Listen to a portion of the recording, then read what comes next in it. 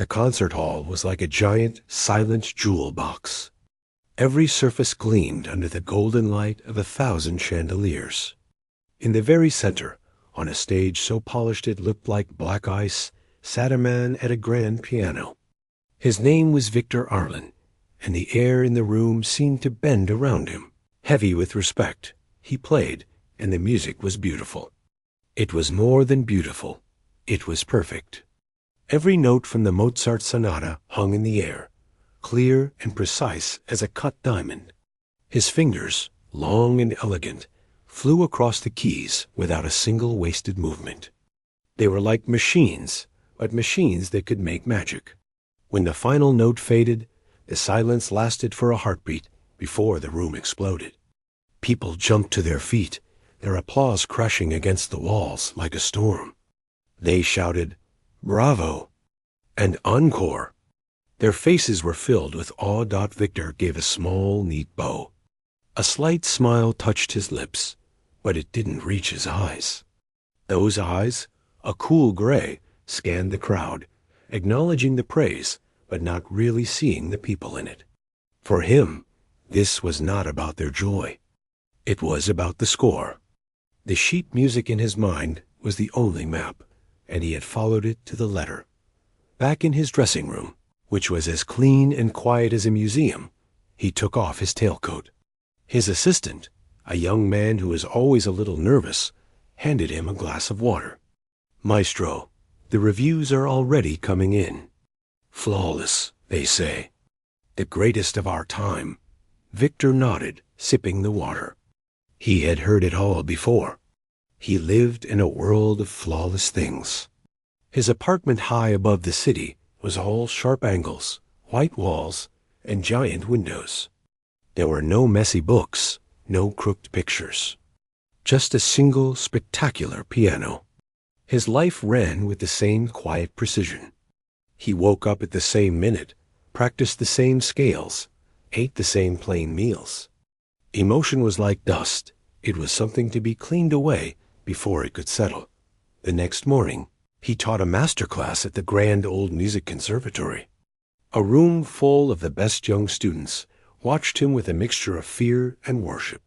One girl, her hands trembling slightly, played a passionate piece by Chopin.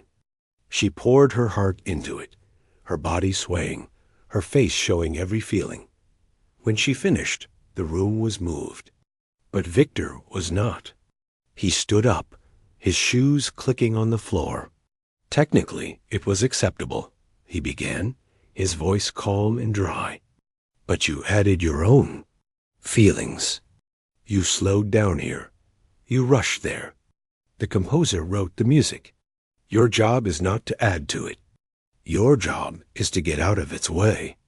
The truth is on the page. Anything else is a lie." The girl's face fell. The light in her eyes went out. Victor didn't notice. He had shown her the correct path. He believed with his whole being that this was kindness. That afternoon, his manager came to see him. The manager was a cheerful man who was one of the few not intimidated by Victor. "I have an invitation for you," the manager said, placing a sleek black card on the piano. "The Future Voices competition. They want you on the judging panel." Victor frowned. He disliked competitions. They were full of noise and childish drama. They parade show-offs and gimmicks, he said, not touching the card. "This one is different," the manager insisted. "They don't just look for the fastest fingers. They talk about the spark, the voice of a new generation. It could be interesting." "Interesting is not a musical term," Victor replied flatly. "Please," the manager said. "It's good for the public to see you, to remind them what real excellence looks like. You can be the anchor, the voice of reason among all that." Spark, the word anchor, appealed to Victor. He saw himself as a steady rock in a chaotic sea. He finally picked up the card. It felt expensive. He thought of the students in the master class, their messy emotions. Someone had to uphold the standards. Someone had to protect the music. Very well, he said. "I will go. They need to see what perfection truly is." The night before the competition, Victor stood at his window, looking down at the city lights twinkling like fallen stars. He played a complex passage from a difficult piece in his mind, checking each note for its place. He thought of the competition as a necessary duty, like weeding a garden. He would listen, judge, and correct. The thought gave him a quiet sense of purpose. He did not know, of course, what was coming. He did not know that in his small, cluttered apartment across town, a teenage boy was nervously tuning an old, slightly out-of-tune piano. The boy was not thinking about perfection. He was thinking about his grandmother's stories, about the sound of the wind in the pine trees of a place he'd never been, about a deep, old sadness he couldn't name. He was practicing a symphony he had pulled out of his own heart, a symphony that sounded nothing like the clean, beautiful music in Victor Arlen's world. Victor slept soundly in his perfect, silent apartment. His dreams, if he had any, would have been in black and white and perfectly ordered. He was the greatest, and tomorrow would be just another day to prove it. The Future Voices Hall was nothing like Victor's usual concert halls. It was all sharp angles, exposed concrete, and bluish light. It felt less like a temple and more like a laboratory. Victor sat at the judge's table, a long, cold slab of black stone. He adjusted his cufflinks, his expression one of polite endurance. To his right sat a famous composer who loved wild, electronic sounds. To his left, a celebrated cellist known for her fiery passion. Victor was the island of calm between them. The day dragged on. One after another, young pianists took the stage. There was a boy who played a famous warhorse piece at a blistering, impossible speed. The crowd gasped at his technique. The composer-judge grinned and scribbled notes. Victor simply wrote "all speed, no soul" on his pad. Next came a girl who played a sweet, tinkling melody she wrote herself. It was pleasant, like wallpaper. The cellist judge dabbed a tear from her eye. Victor wrote sentimental. No structure. He saw only variations of what he already knew. Ambition without understanding, feeling without control. Each performance confirmed his belief. This search for a spark was just an excuse for a lack of discipline. He sipped his water, waiting for the ordeal to end. The last performer was announced. The name meant nothing to Victor. A teenage boy walked onto the stage. He was all limbs, dressed in slightly too large clothes. His dark hair was a bit messy. He didn't walk with the proud stride of a prodigy. He moved hesitantly, as if surprised to find himself there. He glanced at the giant, silent crowd, his Adam's apple bobbing in a swallow. He looked, Victor thought, utterly ordinary. The boy sat at the piano, adjusted the stool, and took a deep, shaky breath. He leaned towards the microphone. His voice, when it came, was soft and scratchy. "This is called Symphony of Fractured Memories. It's for my grandmother." A faint, almost mocking sigh came from somewhere in the audience. An original composition? For a competition finale? It was a recipe for disaster. The composer-judge leaned back, crossing his arms. The cellist looked concerned. Victor picked up his pen, ready to document the inevitable failure. The boy closed his eyes. His shoulders rose and fell. And then he began. The first sound was not a melody. It was a low, rumbling cluster of notes from the piano's belly, a sound like distant thunder or a heartbeat from deep underground. It was strange, but not uninteresting. Then his left hand began a restless, stumbling rhythm. It wasn't the clean march of classical music. It was uneven, like someone walking on a hurt leg. Victor's eyebrows drew together. This wasn't just amateurish. It was intentionally broken. Then the right hand entered. It flew up to the high keys, not playing a tune, at scattering notes like shards of broken glass. They were bright, sharp, and painful. There was no recognizable theme, no development as Victor understood it. It was chaos. It was the sound of a mirror shattering in slow motion. Victor's grip tightened on his pen. This was noise. This was an insult to the instrument. He glanced at the other judges. The composer was sitting bolt upright, his head cocked like a bird, listening for a worm. The cellist had her hand over her mouth, her eyes wide. The boy played on, lost in his own world. The music swelled into angry, crashing chords, then collapsed into moments of terrifying quiet, just a single repeating high note, lonely and piercing. Suddenly, from within the chaos, a fragment of something almost familiar would emerge. A few notes that sounded like a folk song, a twisted lullaby, before it was swallowed again by the storm. It was raw. It was unprotected. It was like watching someone tear open their chest on stage. You could feel the confusion in the stumbling rhythms, the anger in the crashes, the deep, deep loneliness in those high, hanging notes.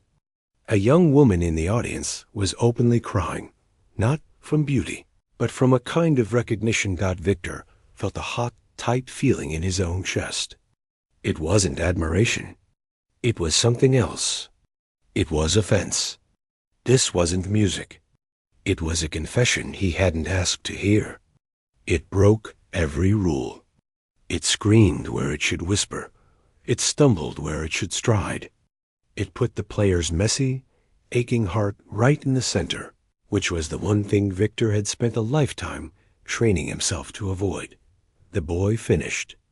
The last note was a quiet, unresolved hum from the lowest key, a question left hanging in the air. For a second, there was pure silence. Then, the reaction split the room. A large part of the audience, the older traditional crowd, sat in stunned, disapproving silence.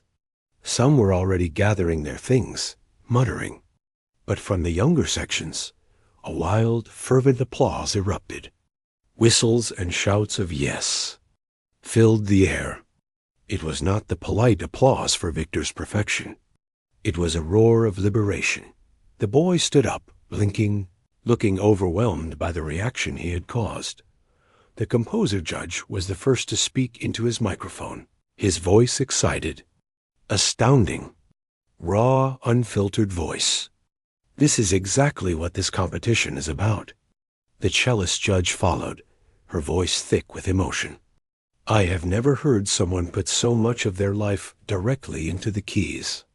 It was heartbreaking and beautiful. Then all eyes turned to Victor, the anchor, the voice of reason, the keeper of the flame.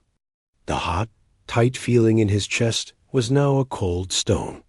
He saw the tears. He heard the roaring approval for this emotional anarchy. He looked at the boy, who was just standing there, vulnerable and real. In that moment, Victor did not see a new voice. He saw the end of everything he believed in. He saw discipline crumbling into feeling, order dissolving into chaos. He leaned into his microphone.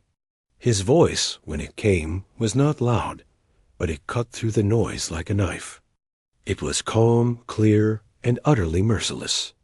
What I heard, he said, each word dropping like ice, was not music. It was the absence of discipline. It was the sound of someone who has not learned the first rule, to serve the composer, not yourself. This is not a new voice. It is simply a lack of training. A gasp went through the crowd. The boy on stage flinched as if struck. His face, which had been flushed with the effort of playing, went pale. Victor stood up. He placed his pen neatly on his notepad. He looked not at the boy, but at the competition organizers. You asked for my judgment. There it is. And without another word, he turned and walked off the stage, leaving a tornado of noise, boos, cheers, shouts of outrage behind him. He walked straight out of the building into the cool night air, his heart pounding in a strange, rhythmless way. He told himself he had done his duty. He had upheld the standard. But the unsettling, broken music had already gotten inside him, and he could not find a quiet place in his mind to escape it. The silence of Victor's apartment had never felt so loud. Before, it was a clean, empty silence. Now, it felt like a pressure, a held breath. He tried to return to his routine, his anchor, but everything felt off. The next morning, he sat at his own perfect piano. He opened a book of Bach, music built on logic and beautiful mathematical patterns. It was his comfort. He placed his hands on the cool keys and began. The notes were correct. His fingers found their places with their usual precision. But the music sounded thin, like a photograph of a meal. It had no taste. Halfway through, his right hand, all on its own, seemed to hesitate on a note, wanting to linger, to bend it the way that boy had bent time. Victor snatched his hand back as if the key had burned him. He stood up and walked to the window. His heart was beating too fast. It was just noise from a child, he told himself. Meaningless chaos. Why couldn't he shake it? The world outside his bubble, however, was not silent. His manager called, his cheerful voice strained. Maestro, the video is everywhere. It's a whole thing. Victor did not look at social media. He considered it a world of pointless noise. But his manager sent him links to the headlines from proper news sites. Gatekeeper of the past slams future genius, read one. Pianist's icy rebuke divides the music world, said another. The articles were full of quotes from other musicians. Younger composers praised the teenager's brave emotional honesty. Traditionalists defended Victor, calling his stand a necessary defense of excellence. The conversation wasn't about who was right. It was a war about the very soul of music. And Victor, who had always been above the fray, was now stuck in the middle of it. His students at the conservatory looked at him differently. The fear was still there, but now it was mixed with a new, cautious curiosity. They had seen the video. They had heard the teenager's symphony. One bold student during a lesson asked, "Maestro, but what if music can be about personal expression? Not just the composers, but the players too?" Victor had stared at him. The old answer was on his tongue. The score is the truth.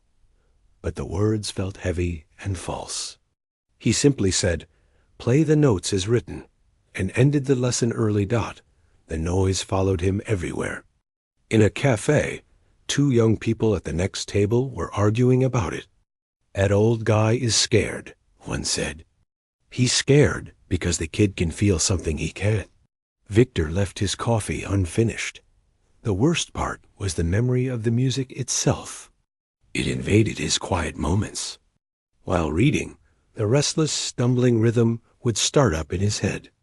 While trying to sleep, the lonely, high note would ping again and again in the darkness. It was like a ghost in his perfectly ordered house. A week after the competition, late at night, he found himself standing in his living room again. The city lights below were like a field of distant stars. The silence was screaming at him. He knew, with a dread that felt physical, that he had to listen to it again. Not to judge it this time, but to understand the ghost. To hear the enemy clearly so he could finally defeat it. With stiff fingers, he took out a small laptop he rarely used. He found the video. There it was. The shaky boy on the stage. He pressed play and turned the volume up.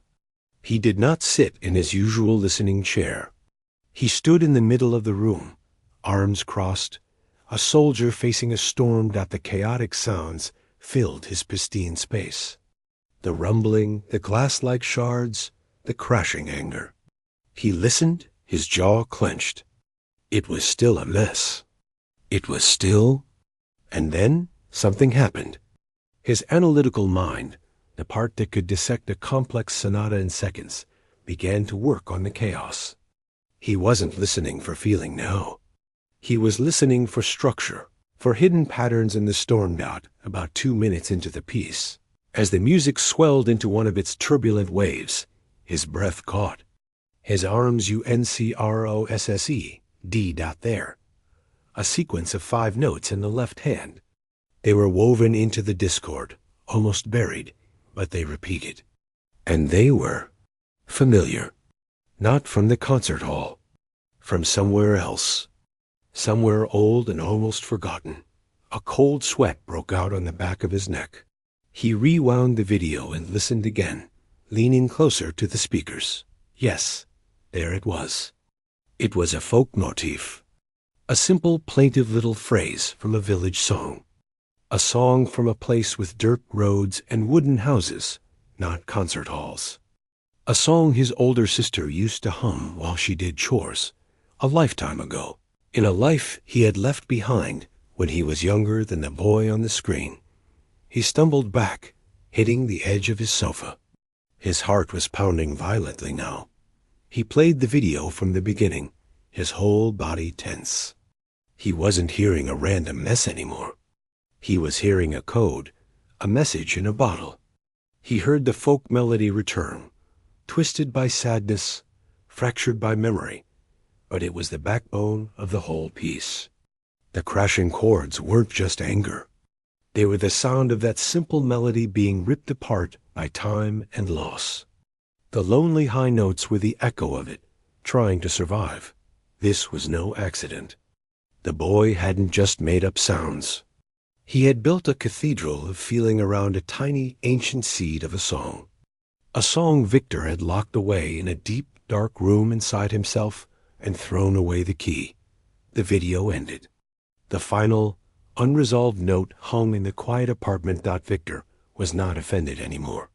He was terrified. The boy's symphony was an unthinkable act. It wasn't just new music. It was a key.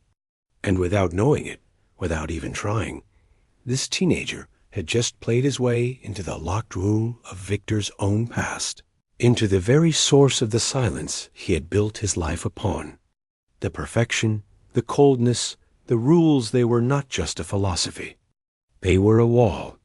And the boy's music had just found a crack in it that Victor sat in the dark for a long time. The ghost wasn't outside anymore. It was inside him. And for the first time in 40 years, the great pianist had no idea what to play next. The city outside Victor's window usually felt distant, a map of lights he looked down upon. Now it felt like a maze, and somewhere in it was a key he had never asked for. The familiar feeling of control was gone. The neat lines of his life had blurred. He could not practice.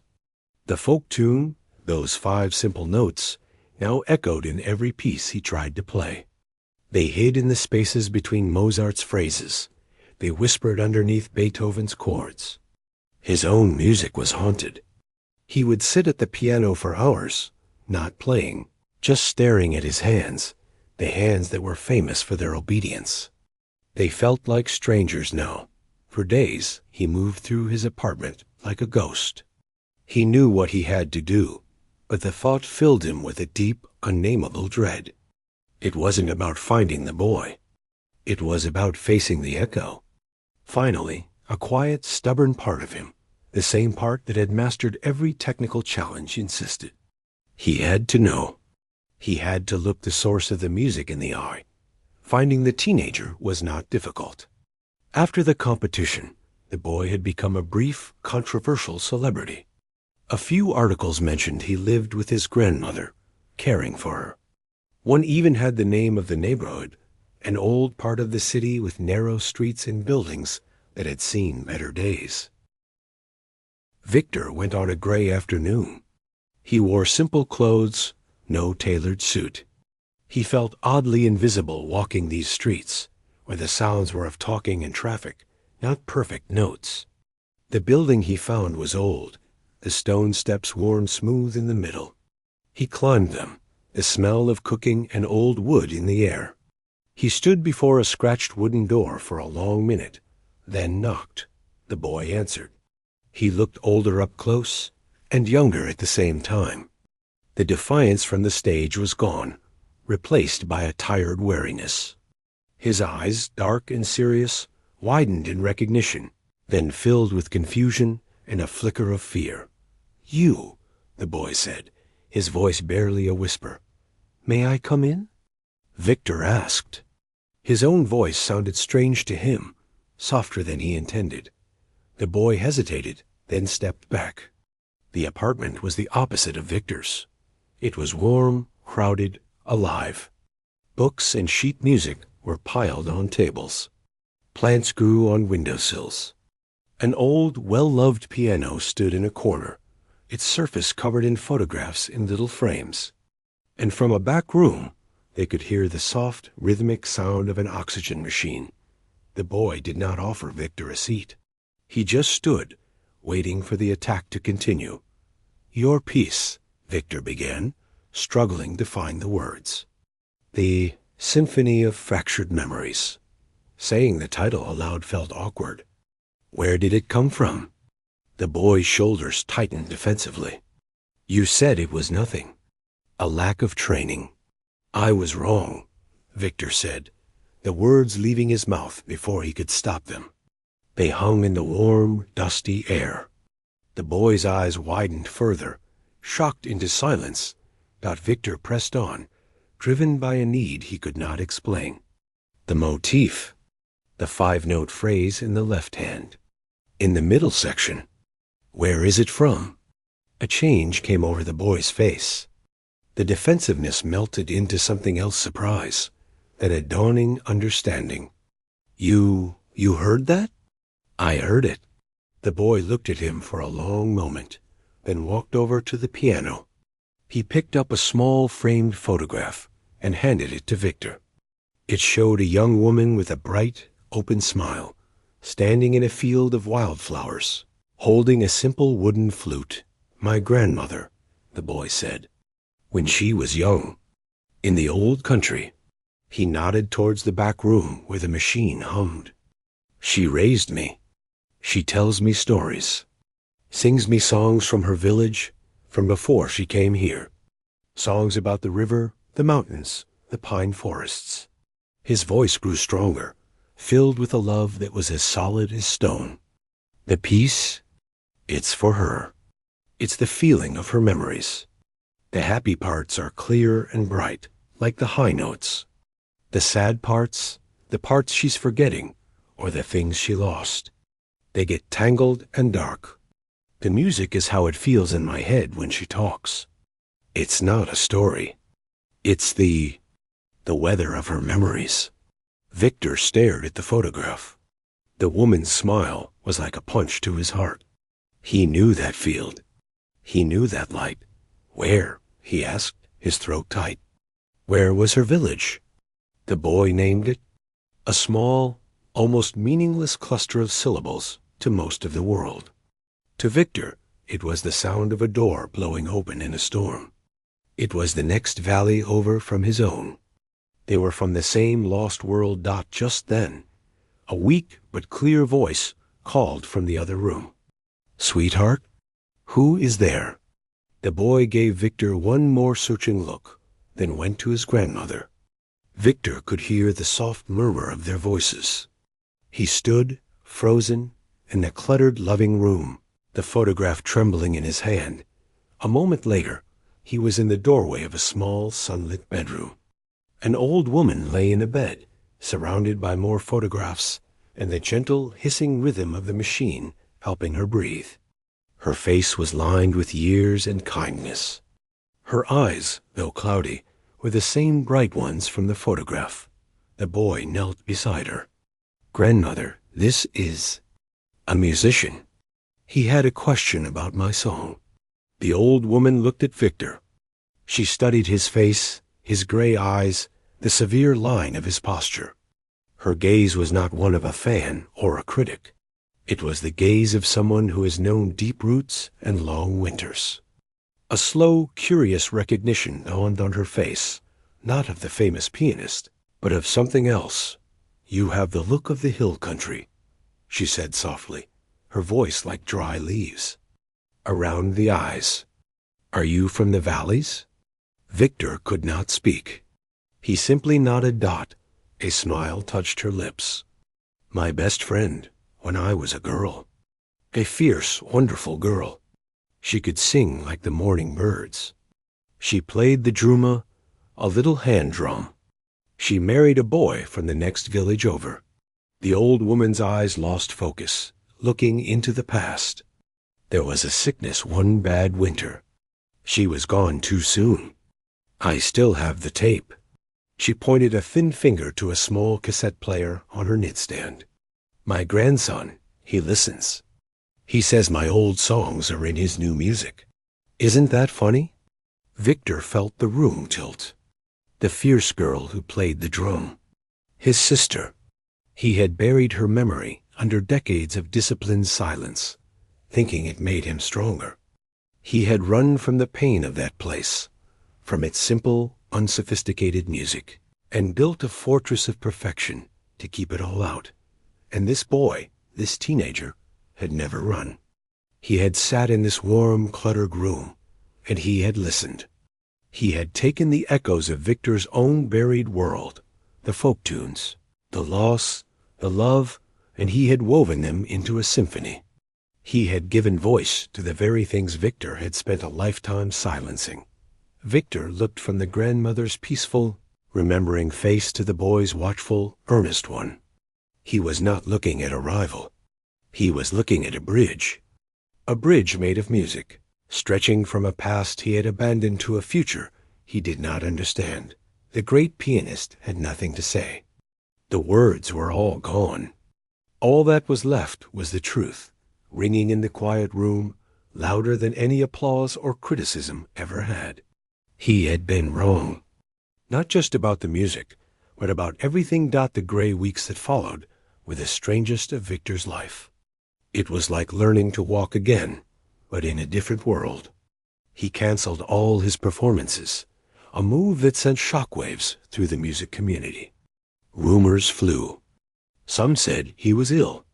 Others whispered that the controversy had broken him, that the great pianist's career was over in shame. The truth was quieter and harder.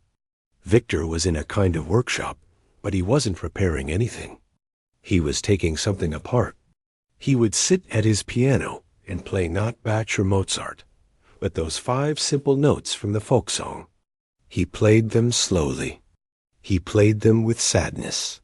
He played them with anger. For the first time, he let his fingers feel the emotion of the notes, not just their position on the scale. He thought of his sister's laugh, a sound he hadn't allowed himself to remember for decades. He let the grief, old and weathered, just sit in the room with him. It didn't kill him. It just was. And from that place, he began to play the old, familiar classics again. But now, something had changed.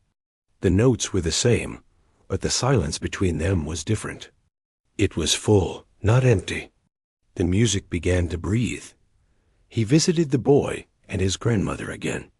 It was not a formal arrangement.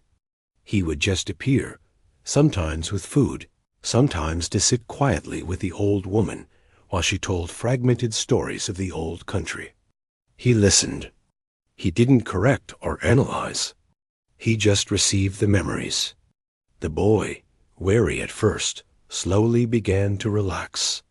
They rarely spoke about music directly. They talked about the grandmother's garden back home, about the taste of particular berries, about the way the snow muffled all sound. One afternoon, the boy was practicing his symphony, smoothing out some of its roughest edges, giving it a clearer shape. Victor listened from the cluttered living room. When the boy finished, Victor said, "The transition before the final passage. It needs a stronger bridge. The emotion is there, but the listener needs a path to follow it." The boy looked at him, surprised. "What would you do?" Victor stood and walked to the old piano. He hesitated for a second, then sat beside the boy on the bench. He played a sequence of chords, rich, complex, and beautiful, that led perfectly into the boy's chaotic finale. It was like building a beautiful, sturdy staircase down into a wild and beautiful cave. The boy's face lit up. Yes, that's it. From that day, they began to work, not as master and student, but as two builders from different lands, speaking different languages, trying to construct something together. Victor taught the boy about structure, about how to shape chaos so others could bear witness to it.